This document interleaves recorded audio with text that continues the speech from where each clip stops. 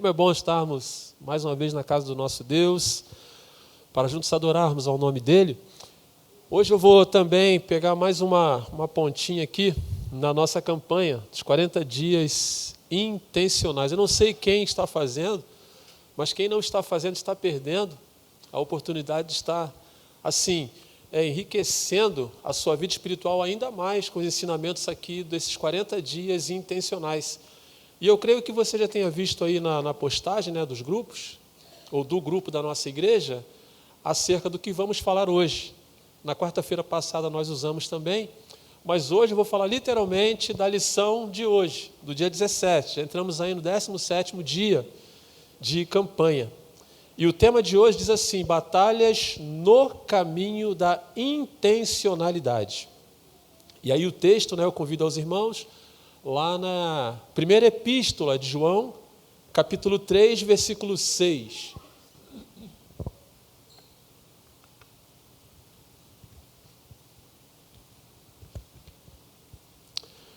Primeira epístola de João, lá no finalzinho, chegando ali no Apocalipse, capítulo 3, versículo 6. Deixa aberto aí que nós vamos usar esse contexto para pensarmos hoje acerca dessas batalhas aqui no caminho da intencionalidade. O texto vai dizer assim: todo aquele que permanece nele, no caso no Senhor, não vive pecando. Todo aquele que vive pecando não ouviu, nem o conheceu. Amém, queridos? Guarde o texto aí, por favor. Queridos, quando nós pensamos na nossa vida espiritual, na nossa caminhada espiritual, na nossa caminhada cristã, tem uma palavra que é muito ligada à nossa caminhada cristã. Ela é intrinsecamente ligada, não tem como a gente se desprender dessa palavra, que é justamente a base da nossa lição de hoje, que chama-se batalha, né? Na caminhada cristã. E durante a nossa vida, irmãos, somos desafiados todos os dias. E tem três batalhas que são, assim, talvez mais expressivas dentro de nós, na nossa caminhada cristã. A primeira dela é a nossa batalha conosco mesmo. Cada um consigo mesmo. É a primeira batalha que nós temos. A maneira como nós somos, a maneira como nós pensamos, a maneira como nós vivemos. A primeira batalha ela é pessoal, sou eu comigo mesmo. A segunda batalha é contra o mundo. O mundo que tem se levantado contra nós, cada dia uma novidade, cada dia, quando a gente pensa que já viu de tudo, ou que já viveu de tudo, a gente tem mais uma coisa que se levanta contra nós e que vem ao nosso encontro para nós pelejarmos contra essa imposição do mundo. Falei há 2 quartas-feiras atrás sobre o mundo tenebroso, né? O mundo que jaz no maligno e a ação de Satanás por trás da orquestração do mundo. E dos objetivos principais dele é se levantar contra a igreja e contra os ungidos do Senhor. Então a segunda batalha aqui é justamente contra o mundo. E a terceira batalha que nós temos de uma forma direta é contra o próprio diabo, que se levanta contra nós, que se levanta contra as nossas vidas. 3 batalhas diretas contra nós mesmos, contra o mundo e contra o diabo. E no comecinho da lição de hoje, o pastor Petrus começa dizendo assim: permanecer em Deus é o segredo para uma vida vitoriosa. Permanecer em Deus, estar em Deus. E aí eu tiro 3 lições para nós pensarmos nessa linha aqui de intencionalidade. Eu tiro 3 lições. Por que 3 lições dentro desse contexto? Porque, queridos, à medida em que nós nos colocamos a ter uma vida ou a caminhar da maneira que agrada a Deus, parece que o nosso campo de batalha ele aflora ainda mais. Não sei se isso acontece só comigo. Mas toda vez que você se propõe em ter uma vida mais santa, em estar mais perto de Deus, mais junto de Deus, fazendo a sua vontade, parece que Satanás se levanta ainda mais contra nós. E aqui a expressão eu achei super interessante. Ele vai dizer que essa batalha ela é no caminho. Não é apenas uma batalha, é uma batalha no caminho da intencionalidade. Então, o que isso quer dizer? Que quando eu tento ou quando eu procuro ser melhor, nas questões relacionadas a Deus, as batalhas parecem que se intensificam ainda mais. Quando eu tenho a intenção, irmãos, a batalha se levanta ainda mais. Quando eu penso em ser mais intenso no Senhor, quando eu penso em me dedicar mais na obra do Senhor, quando eu penso em fugir dos pecados, quando eu penso e me projeto para viver uma vida de maneira que agrade a Deus, as batalhas se levantam ainda mais. E aí eu tiro 3 lições rapidamente para nós pensarmos aqui. E a primeira batalha que nós temos nesse contexto aqui, a primeira dela é vencer o pecado. Volte comigo agora lá no versículo de número 1, na Epístola mesmo de João, capítulo 3, só que agora versículo 1. O texto vai dizer assim: vede que grande amor nos tem concedido o Pai, a ponto de sermos chamados filhos de Deus, e, de fato, somos filhos de Deus. Por essa razão, o mundo não nos conhece, porquanto não o conheceu a Ele mesmo. Outro assunto que eu destaco aqui, como eu falei, eu não sei quantas pessoas estão fazendo a campanha, estão aqui absorvendo as lições, mas uma coisa é muito clara, irmãos, nesse livro aqui. Ela aponta dois rumos. A intencionalidade de Cristo em relação a nós, as coisas que Cristo fez por nós, e a segunda vertente aqui é as coisas que Cristo espera que nós façamos pelos outros. Eu não sei se só eu que percebi essa troca que há nas lições. É sempre algo de Cristo para mim, para conosco, com cada um de nós aqui, e, consequentemente, de cada um de nós para com o nosso próximo. Aí, aqui nessa ideia de vencer o pecado, nós falamos na semana passada, eu não sei quantos guardaram aqui, mas o que ficou muito claro para nós aqui foi acerca do amor de Deus, que é convertido em graça para nós, algo que nós não merecemos, mas esse amor fez com que Deus entregasse seu Filho na cruz para morrer pelos nossos pecados. E aqui, irmãos, a primeira bênção que nós vemos aqui, esse puro amor aqui de Jesus ter sido morto na cruz para a remissão dos nossos pecados, é que a partir desse fato, a partir desse acontecimento, o Senhor, então, Ele nos dá alguns privilégios. O primeiro deles fica claro aqui, lá em João capítulo 1, versículo 12. João, agora Evangelho, não precisa abrir que eu vou ler para você. Vai dizer assim: mas a todos quantos o receberam, deu-lhes o poder de serem feitos filhos de Deus, a saber, aos que creem em seu nome, ou no seu nome, em algumas versões. E aí nós deixamos de ser aqui em João, nós deixamos de ser criaturas quando nós estamos longe de Deus, vivendo de forma dissoluta, longe da graça de Deus, longe da remissão de Deus e em pecado. Somos criaturas. Mas a partir do momento da nossa conversão, João aqui, Evangelho, ele vem dizer que a partir de nós crermos no nome de Jesus e aceitá-lo como nosso Senhor e Salvador, nós passamos agora a ser filhos de Deus. E não só filho de Deus, a partir do momento da nossa conversão, e nós estamos estudando o livro de Atos, se você não está na escola bíblica dominical, você precisa estar, nós estamos sabatinando muito acerca da descida do Espírito Santo. E à medida em que nós nos convertemos, e nós passamos agora a ser filhos de Deus pela conversão, no ato da conversão, o que é que nós recebemos quando nós nos convertemos? O Espírito Santo de Deus. O Espírito Santo de Deus. E é esse Espírito Santo de Deus que vem, que o Senhor deixa conosco também, de forma intencional. Há uma intenção de Jesus aqui nesse ato, e nessa vinda do Espírito Santo para cada um de nós, quando nós nos convertemos, quando aceitamos a Jesus.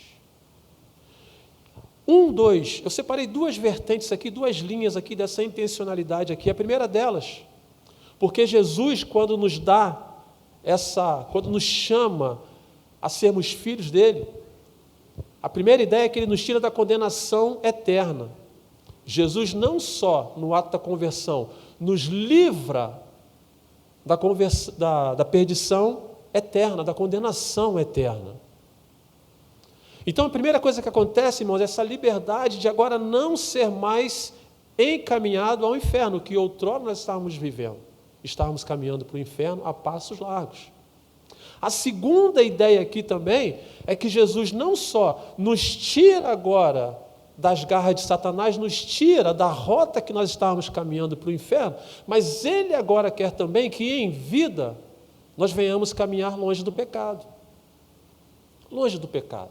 Fugindo do pecado, vencendo o pecado. Não por nós, mas sim pelo Espírito Santo de Deus. E aí é que é essa ideia de batalha, né? Batalha da carne contra o Espírito. E é uma briga feroz, irmãos, que todos nós passamos, todos nós enfrentamos. Amortecer a carne não é fácil, nós sabemos disso. Ser conduzido pelo Espírito também não é fácil, irmãos. E nós somos, às vezes, colocados à prova por conta dessas coisas. Carne e Espírito. E quando a gente se dispõe a viver, irmãos, uma vida que agrada a Deus, parece que nós entramos, ou a nossa natureza, lembra quando eu falei da primeira batalha que nós temos é conosco mesmo? Parece que a nossa natureza, nós e o nosso espírito, nós entramos num ringue de luta, de batalha. E é uma luta ferrenha no nosso interior. Nós, às vezes, até temos vontade de fazer certas coisas. O Espírito nos induz a fazer certas coisas, mas a carne atrapalha. Por exemplo, ler a Bíblia. Às vezes você até quer ler a Bíblia. Eu não sei se já aconteceu com você. Você bota assim, eu preciso ler a palavra de Deus. Eu preciso ler a palavra de Deus. O Espírito te impulsiona a ler a palavra de Deus. Mas a tua carne não te faz abrir a palavra de Deus. Quando você pensa, ou quando você precisa, ou quando você quer orar, você não consegue entrar na presença de Deus. O Espírito até diz para você, e às vezes nós até sabemos o que precisamos fazer, que é orar. Espiritualmente nós até sabemos, mas a luta da carne às vezes não nos coloca na condição de entrarmos na presença de Deus em oração. Estar nas atividades da igreja, nos cultos da igreja. Quantas vezes nós pensamos, queremos estar, mas às vezes os compromissos são maiores e mais relevantes para nós, sufocam as atividades da igreja. Intencionalmente você até sabe que tem que estar, espiritualmente você até sabe que tem que estar, mas a tua matéria, a tua carne, ela acaba te levando para outros caminhos, acaba trocando as suas prioridades. E aí, irmãos, quando a gente tem essa ideia de batalha, de luta da carne contra o espírito dentro de um ringue, aos pouquinhos, as situações vão nocauteando o homem de Deus, a mulher de Deus, aos poucos. Aos poucos. Aí no ringue, né, quem assiste aí a essas lutas aí, tem aqueles que é súbito, né, tem aqueles que uma pancada só a pessoa já vai na lona. Mas tem aqueles lutadores que vão no round, vão no segundo, vão no terceiro, apanha. Por fim, ele termina mais ou menos essa ideia. Aos pouquinhos, a nossa carne vai nocauteando o nosso espírito e a gente vai esmorecendo.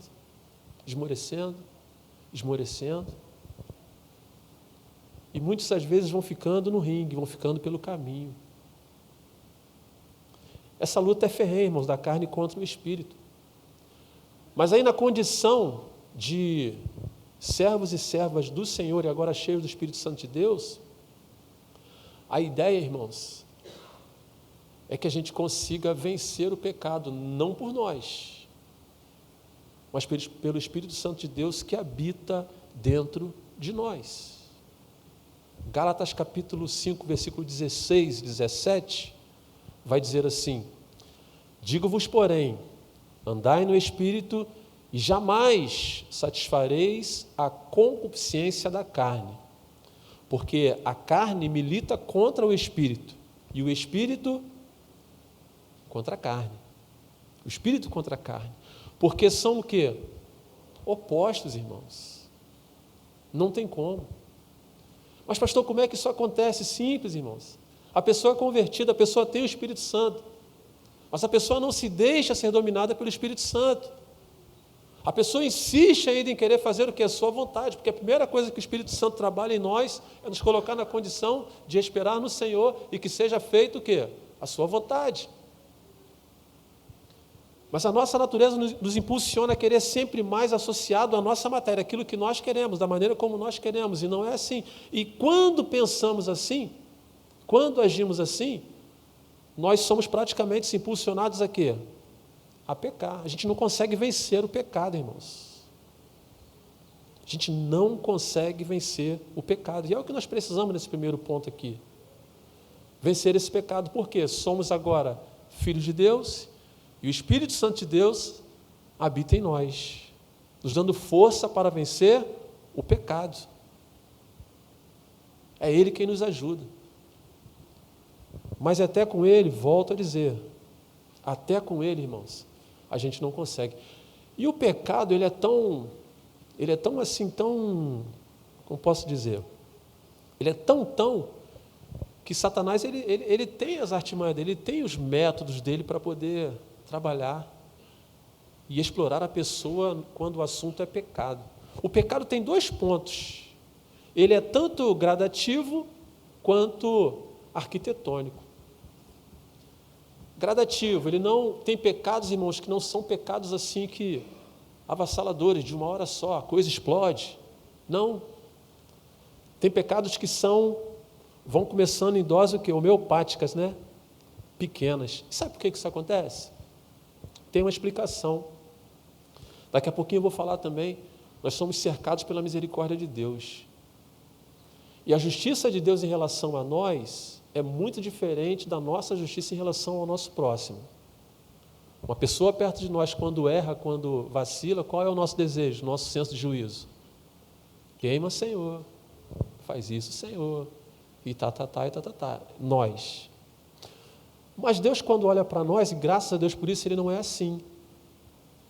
Quando a gente olha lá no Antigo Testamento, né, lá no Pentateuco ali, havia aquela linha deuteronomista, né? Errou o Senhor na hora.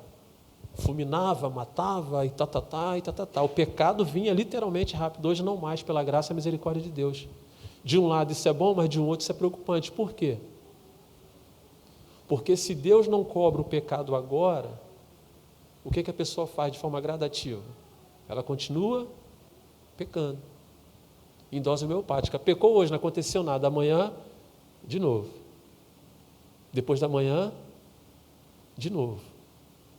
Mas uma hora a conta chega. E é também, irmãos, tem a questão de arquitetar pecado.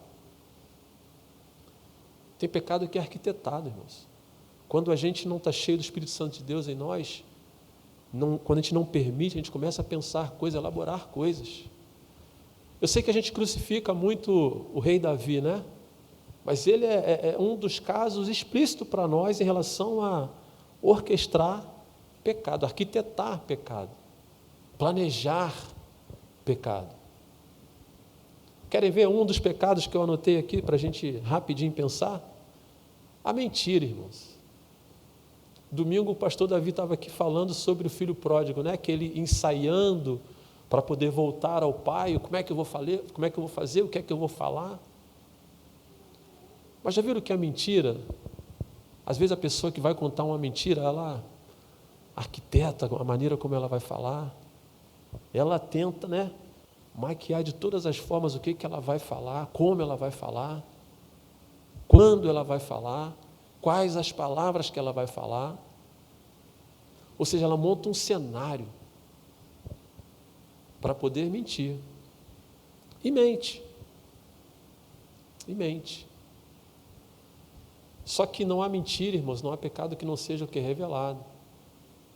Ela pode até arquitetar, ela pode até projetar, ela pode até ser um artista em cena na arte da mentira. Eu estou usando a mentira, mas tem tantos outros aspectos que nós poderíamos também falar aqui, tratar aqui. Mas a pessoa arquiteta, ao ponto de achar que está sendo vitorioso ou vitoriosa quando entra por esses méritos. Para aquele tempo pode até ser que sim, mas a justiça de Deus em seu tempo vem. E não há mentira que não seja o quê, irmãos? Revelado. Assim como não há pecado que não seja revelado, também não há mentira que não seja revelada. Pode não ser para mim, pode não ser para os pastores, mas de Deus ninguém já não esconde.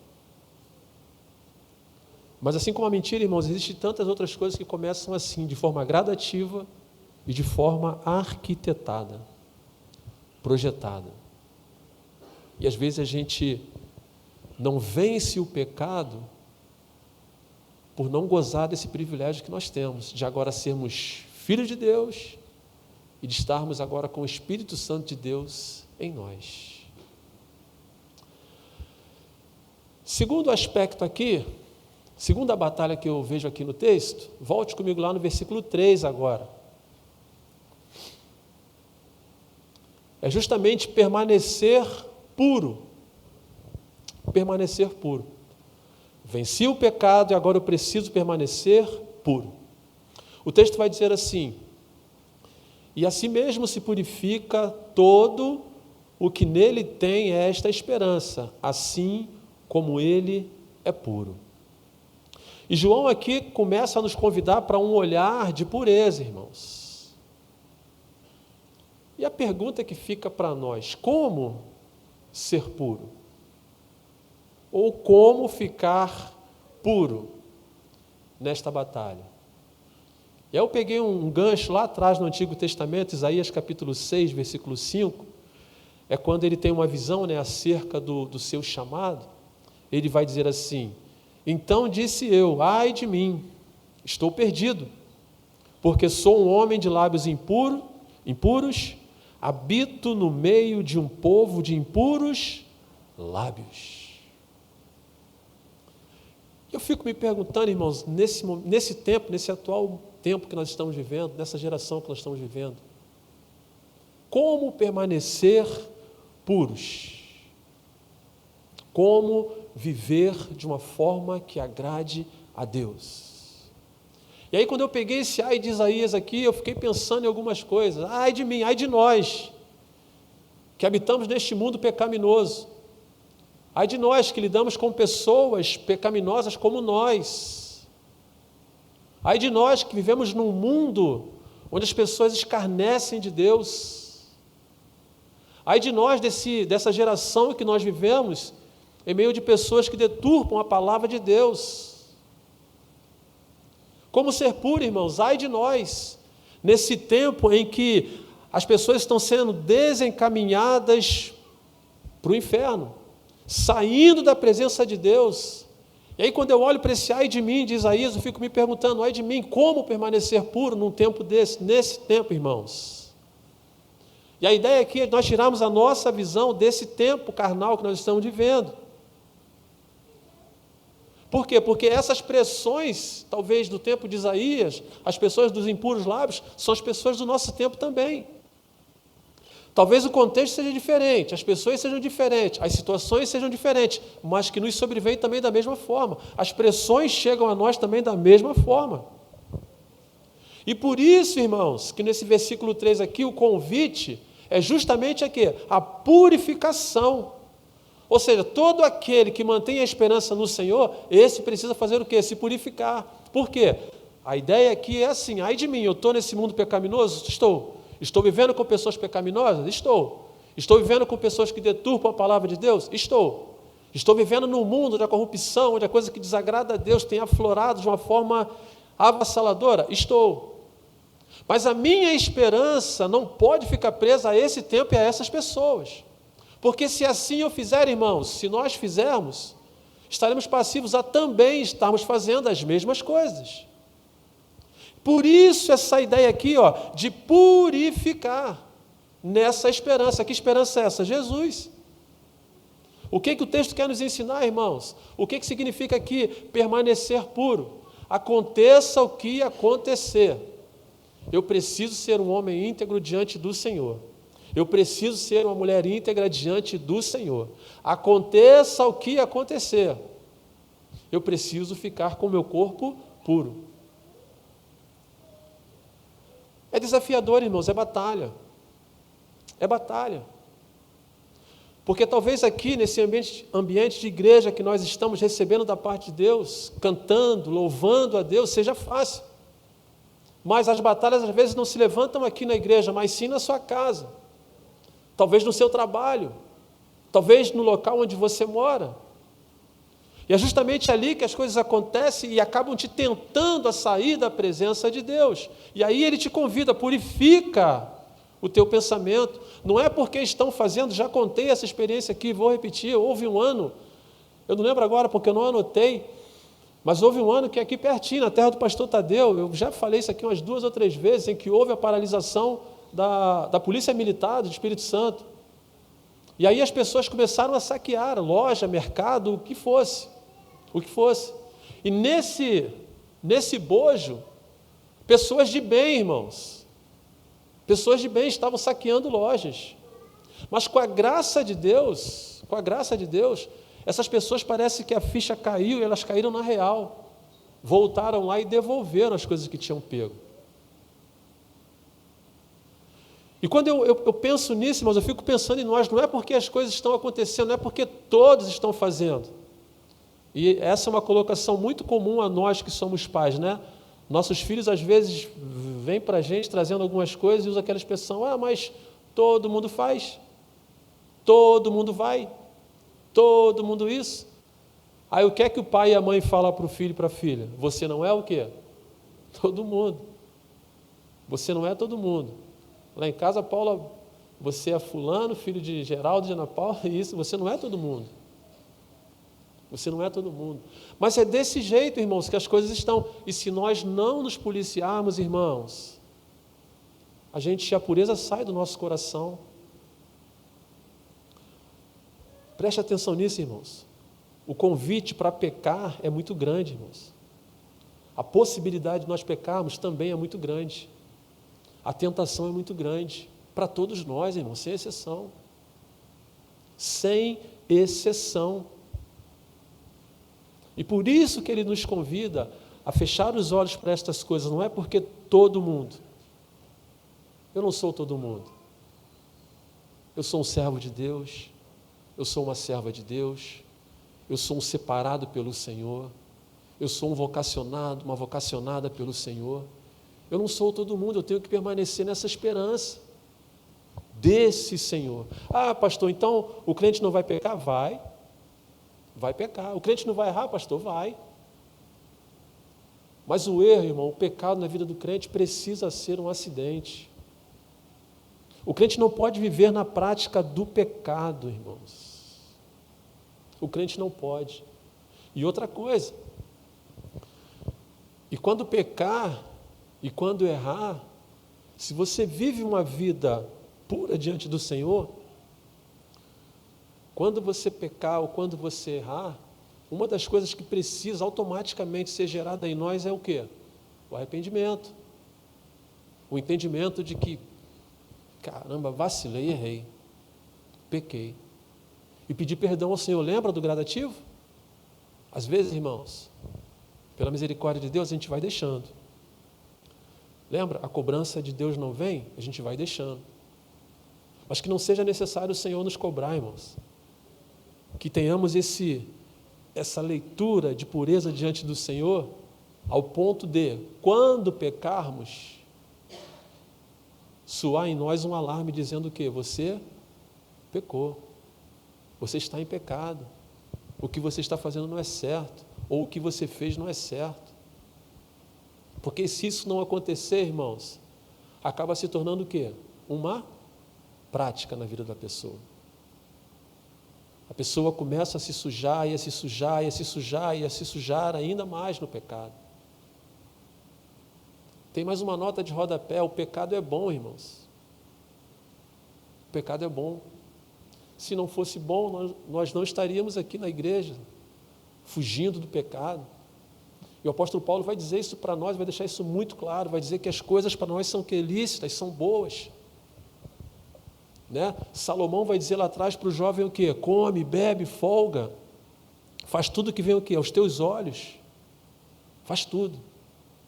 Mas não esqueça de uma coisa, por todas essas coisas, Deus já te pediu o quê? Conta disso. O pecado é bom, mas não nos convém, irmãos. Por que o pecado é bom? Bom assim, né? Deixa eu me corrigir aqui. Bom, entre aspas. Ele se apresenta bom, mas o seu fim é o quê? Danoso. Danoso. E a gente, às vezes, nesse senso de bondade de achar que é bom, a gente não pensa, a gente não se preocupa com a purificação da nossa vida e acaba se entregando, se deleitando no pecado. E como já foi dito aqui, né, o pecado, ele nos prende às vezes mais tempo do que a gente gostaria de ficar preso, ele nos faz gastar mais do que a gente pensava em gastar, e ele traz prejuízos maiores do que aqueles que nós estávamos ali calculando, a nossa matemática de pecado, né? Não, lembra do arquiteto? Não, peraí, se eu pecar aqui, eu faço ali, peço perdão ao Senhor, e tá. Vai pensando assim para ver onde é que a gente vai chegar, onde é que nós vamos chegar. Vida pura, irmãos, é o que Deus precisa de nós, é o que Deus quer de nós. Vida pura. E se pecarmos, o alarme precisa ser tocado em nosso coração. Lamentações de Jeremias, capítulo 3, 22 e 23, você conhece? Vai dizer assim: as misericórdias do Senhor são a causa de não sermos o quê? Consumidos. Por quê? Porque as suas misericórdias não têm fim. Elas renovam-se a cada manhã. A ideia aqui é que para cada manhã o Senhor nos dá uma nova oportunidade. Errou ontem? Tenta não errar hoje. Errou hoje? Tenta não errar amanhã. Mas cuidado. Cuidado. As misericórdias do Senhor não têm fim, mas isso não nos credencia a viver pecando. Não nos delega com sentimentos para pecar. Daniel capítulo 5, não precisa abrir, é um contexto bem interessante, depois se você quiser ler, você dá uma lida lá. Belsazar, agora rei, filho de Nabucodonosor, ele dá uma festa no seu palácio, uma festa grande. E aí o que ele faz? Ele manda trazer os utensílios que seu pai, Nabucodonosor, havia pego, né, como despojo, do templo do Senhor de Jerusalém. E ele começa então a se alegrar com seus amigos, começa a beber vinho nessas taças de ouro, de prata, o texto vai dizer. E aí o texto vai dizer também que uma mão começa aparecendo, escrevendo na parede para ele. E escreve assim: Mene, Mene, Tekel, Parsim. Daniel então é chamado para traduzir aquela escrita na parede. E ele traduz. Ele vai dizer o seguinte: Mene quer dizer, contou Deus o teu reino e deu cabo dele. E aí vem o que eu quero trazer para você nessa linha que estamos pensando. Tekel vai dizer assim: pesado fostes na balança e achado em falta. E Parsim vai dizer: dividido foi o teu reino e dado aos medos e aos persas. Mas o destaque que eu faço aqui é para essa balança. Pesado foste na balança o que você está fazendo. Pesado foste na balança o pecado que você está cometendo contra Deus. Não só foi pego na balança, mas foi achado também o que? Em falta, diz o texto. Então as misericórdias de Deus, elas não nos consentem pecar. Ela não nos autoriza a pecar, não é isso. A pergunta que fica é: como é que nós estamos nesta balança de Deus quando o assunto é pecado? A pureza do nosso coração. Como é que nós estamos? Será que estamos sendo pesados? O Senhor tem nos achado pesados? Será que a nossa... igual quando eu era adolescente, né, que a gente ia orar, peço perdão pela multidão dos meus pecados. Não sei se os adolescentes de hoje falam assim ainda, né? Quero pedir a Deus que o Senhor me perdoe pela minha multidão de pecado. E a nossa balança, irmãos, quando o assunto é pecado, como é que está? Temos sido pesados na balança do Senhor? O Senhor tem nos achado em falta? Se o Senhor fosse descrever acerca dos nossos atos, da maneira como nós vivemos, nós fomos chamados, irmãos, à pureza, fomos chamados a viver em santidade. Por isso a intencionalidade de Jesus. Mateus capítulo 5, versículo 8, vai dizer assim, as bem-aventuranças, né? Bem-aventurados são quem? Os limpos de... Por quê? Porque verão a Deus. Limpo de coração aqui é a ideia de pureza, irmãos. Permanecer puro. E é assim que o Senhor espera que nós estejamos, ou que nós sejamos puros também, de coração, que Ele encontre pureza, irmãos, em nosso coração, na nossa vida, nas nossas ações. E se porventura pecar, as misericórdias de Deus nos cercam, mas não nos dão crédito para poder continuar pecando. Amém? Terceiro e último ponto, irmãos, terceira e última batalha nesse contexto aqui, agora é permanecer no Senhor. Vamos lá no versículo 6, que foi o versículo que nós usamos. Epístola de João, capítulo 3, versículo 6. O texto que lemos no começo vai dizer assim, todo aquele que permanece nele não vive pecando. Todo aquele que vive pecando não o viu nem o conheceu. Permanecer no Senhor, viver nele, habitar nele e ele também em nós. Permanecer no Senhor, irmãos, isso não está ligado ao nível de experiência cristã que nós temos. Às vezes nós pensamos assim, só permanece no Senhor quem já tem tanto tempo de crente, tanto tempo de igreja. Não. Permanecer no Senhor. Na verdade, é uma posição que todos nós precisamos ter na nossa caminhada cristã. Permanecer no Senhor. Permanecer no Senhor é uma questão também de subsistência, irmãos, para esse mundo que eu falei no outro ponto. Esse mundo que tem se levantado. Então, para nós sobrevivermos, nós precisamos o quê? Permanecer no Senhor. É Ele, irmãos, que tem o melhor para nós. E quando permanecemos no Senhor, automaticamente nós nos afastamos do pecado. Isso é permanecer no Senhor. É essa ideia que esse texto traz para nós. Todo aquele que permanece nele não vive o quê? Pecando, porque nós vivemos no Senhor. Não há espaço, assim como a luta da carne e do espírito, não há espaço para santidade e pecado junto, irmãos. E a santidade nós temos quando nós estamos o quê? Em Cristo. Quando nós estamos com o Senhor. João, Evangelho, capítulo 15, 4, vai dizer assim, permanecei em mim e eu permanecerei em quem? Em vós. Ou seja, há uma ligação aqui, irmãos, há uma mistura aqui de nós com Cristo. E é mais ou menos essa a ideia que o autor quer trazer para nós. A intenção de Jesus aqui é justamente essa. Que nós venhamos permanecer no Senhor, uma vez no Senhor. Fazendo um link aqui dos pontos que nós tratamos aqui. Agora salvo, agora remido, agora transformado com o Espírito Santo de Deus em mim, eu preciso fazer o quê? Permanecer no Senhor.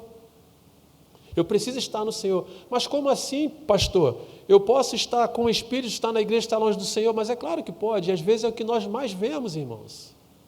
Pessoas que às vezes estão na igreja, congregam conosco, mas que estão longe do Senhor. O Senhor não faz parte da sua roda de conversa. O Senhor não faz parte da sua casa, da sua vida, dos seus negócios. Estão longe do Senhor, estão perto do corpo de Cristo, mas estão longe do Senhor. E isso é triste, esse dado, mas é o que acontece. E aí João vem dizer, permaneçam em mim, fiquem comigo. Fiquem comigo, permaneçam comigo. Permaneçam comigo. E aí para nos prender a Ele, para nos encorajar, nos dar força nessa caminhada, como lemos em Atos, né? O Espírito Santo de Deus que agora vem sobre nós e começa a ficar conosco, está conosco o tempo todo, para nos ajudar a fazer o quê? A permanecer no Senhor, porque, volto a dizer, a nossa natureza faz com o quê? Faz com que a gente venha se afastar do Senhor, até estar próximo do Senhor, até estar próximo da igreja do Senhor, mas longe do Senhor. Longe do Senhor. E quantas são as pessoas, irmãos, agora a título de conversão, que conhecem o Evangelho, que vêm à igreja, que são nossos convidados às vezes, mas que não abrem o seu coração, não permitem o Senhor entrar, amigo do Evangelho. amigo da igreja, amigo dos irmãos, mas não é amigo de Deus. No corpo de Cristo também, a mesma coisa, não generalizando, é claro. Mas pessoas que não são o quê? Não permanecem no Senhor. Conhecem o Senhor, conhecem a igreja do Senhor, mas não permanecem no Senhor. E Jesus é tão intencional nesse aspecto, irmãos, de permanecermos no Senhor, que Ele não só deixa para nós o Espírito Santo, mas Ele também busca trabalhar em nós o fruto desse Espírito Santo. O fruto do Espírito, que talvez para algumas pessoas venha literalmente criar uma verdadeira batalha com a pessoa. Vem se opor àquilo que a pessoa é. E o fruto do Espírito apresenta o quê? Quem sabe aí de qual os 7 aí?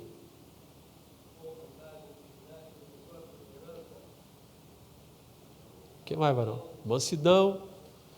Percebam. Amor, alegria, paz, longanimidade, benignidade, bondade, domínio próprio.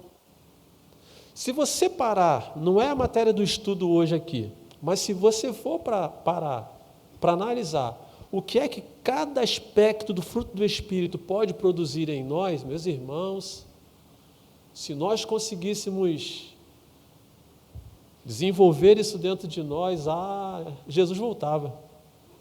Jesus voltava. Se nós conseguíssemos reproduzir cada item desse aqui na sua íntegra, Jesus voltava para nós, irmãos.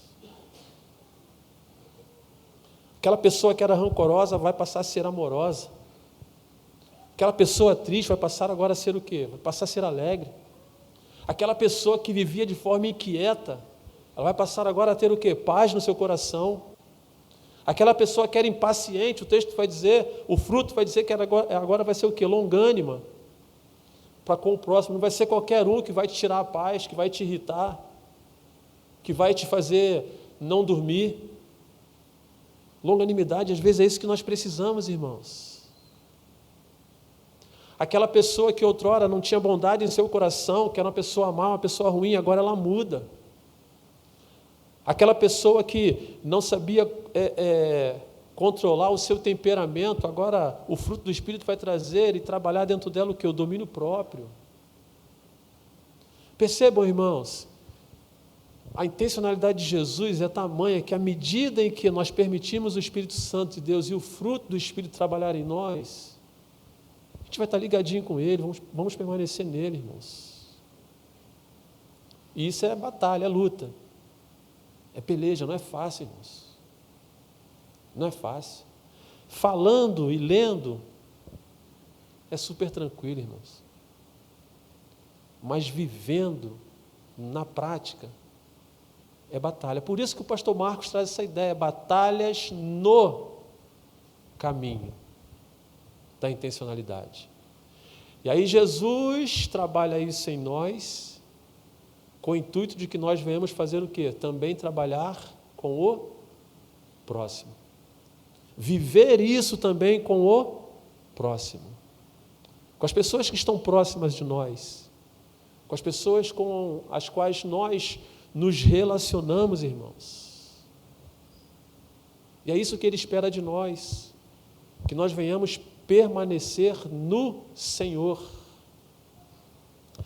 E essa ideia de permanecer, e essa ideia, o link que Ele faz de ser intenso em nós, esperar que nós sejamos nele, eu não posso deixar de ler para vocês aqui João capítulo 15, versículo 5, que nós conhecemos bem, que vai dizer o quê? Eu sou o quê? A videira, e vós sois o quê? Os ramos. Quem permanece em mim e eu nele, acontece o quê? Eita glória! Esse dá o quê? Muito fruto. Mas a partir de que momento que nós damos frutos? Permanecendo em quem? Nele. No Senhor. Percebam? Tem algo benéfico para nós, para nos tirar do pecado, para nos fazer ter uma vida santa e retidão com o Senhor, de andarmos da maneira como agrada a Deus, mas também tem a ideia de que nós precisamos agora também, permanecendo no Senhor, nós vamos dar o quê? Frutos. Vamos dar frutos. E esse dar fruto aqui está associado ao nosso testemunho para com o nosso próximo. Para isso que nós fomos chamados, por isso que somos chamados e reconhecidos como cristãos, para viver da maneira que agrade a Deus, mas para que as pessoas possam fazer o quê? Ver Cristo em nós. Através de quê? Do nosso testemunho. E aí, irmãos, testemunhar e viver na presença de Deus, permanecendo na presença do Senhor, é que essa batalha que o pastor Petrucci apresenta para nós na lição de hoje.